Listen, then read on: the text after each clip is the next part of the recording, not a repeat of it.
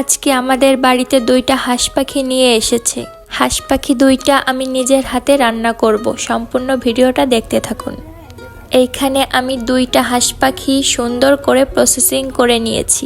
হাঁস পাখিগুলো দেখে বোঝারই উপায় নেই যে এইগুলা পাখি, কারণ এর সাইজগুলো এতটাই বড়। এরপর আমি হাঁস পাখিগুলোকে সুন্দর করে ছোট ছোট পিস করে নিয়েছি। এখন আমি কড়াই গরম করে সামান্য তেল দিয়ে হাঁস পাখিগুলোকে কড়াইয়ের ভিতর দিয়ে দিলাম। এ পর্যায়ে হালকা করে একটু নেড়েচেড়ে নিচ্ছি। এখন আমি সামান্য হলুদ আর লবণ দিয়ে হাঁস পাখিগুলোকে খুব সুন্দর করে একটু ভেজে নিব।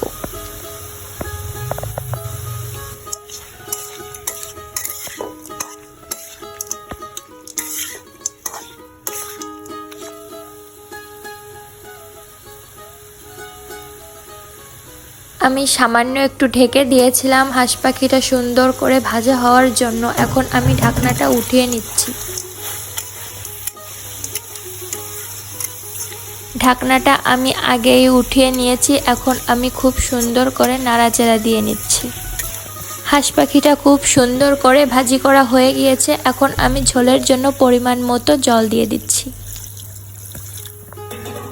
এখন আমি মাংসে মশলাগুলো দিয়ে দিচ্ছি। আমি ফার্স্টে জিরা গুঁড়ো, ধনে গুঁড়ো আর মরিচের গুঁড়া সুন্দর করে দিয়ে দিলাম। এ পর্যায়ে আমি খুব সুন্দর করে আগে থেকে অলরেডি মশলাগুলো দিয়ে দিয়েছি। এখন আমি খুব সুন্দরভাবে মশলাগুলো নেড়ে চেড়ে নিব, যাতে মাংসের সাথে মশলাগুলো খুব মসৃণভাবে মিশে যায়। এখন আমি মাংসের সঙ্গে কিছুটা চুই ঝাল টুকরো দিয়ে দিব, আর এই চুই ঝালের কারণে মাংসের স্বাদ দ্বিগুণ বেড়ে যায়।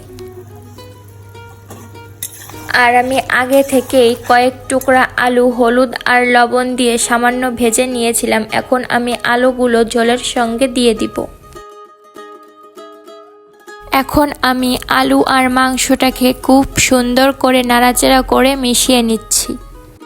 এখন আমি মাংসটাকে 15 থেকে 20 মিনিট খুব সুন্দর করে জাল করে নিব। আমি মাংসটাকে 20 মিনিট জাল করে নিয়েছি। এখন আমি মাংসটাকে নামিয়ে রাখবো।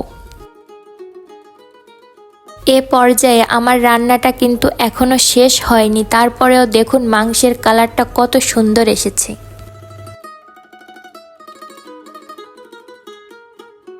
এখন আমি মাংসটাকে ফোড়ন দিয়ে নিব। এখন আমি ফোড়নের জন্য কড়াইতে সামান্য তেল দিয়ে কয়েকটা তেজপাতা আর কয়েকটা জিরা দিয়ে সুন্দর করে নেড়েচেড়ে নিচ্ছি। এখন আমি সামান্য আদা বাটা দিয়ে দিচ্ছি। আর আমি কিন্তু পাখির মাংসে কোনো পেঁয়াজ রসুন ব্যবহার করিনি, কারণ পাখির মাংসে পেঁয়াজ রসুন ব্যবহার করলে স্বাদটা পানসে হয়ে যায়। এখন আমি আবারও খুব সুন্দর করে মাংসটাকে নেড়েচেড়ে মিশিয়ে নিচ্ছি। এ পর্যায়ে আমি মাংসটাকে আরেকটু সুস্বাদু বানানোর জন্য গরম মশলা বাটা দিয়ে দিচ্ছি।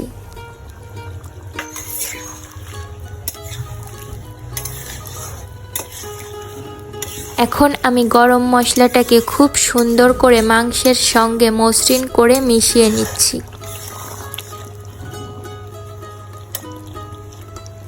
এ পর্যায়ে আমার মাংস রান্নাটা অলমোস্ট কমপ্লিট হয়ে গিয়েছে। এ পর্যায়ে দেখুন আমার রান্নার কালারটা কতটা সুন্দর এসেছে। আর মশলার পরিমাণ ঠিক থাকলে আর মন থেকে রান্না করতে জানলে যে কোনো খাবারই খুব সুস্বাদু হয়। দেখতেও যেমন লোভনীয় হয়, খেতেও তেমনই সুস্বাদু হয়। আর আমার রান্নাটা দেখতে যতটাই না লোভনীয় লাগছে, খেতে এর থেকেও কয়েক গুণ সুস্বাদু ও স্বাদের হয়েছে। এভাবে বাড়িতে হাঁস পাখির মাংস রান্না করলে খেতে খুবই সুস্বাদু হবে।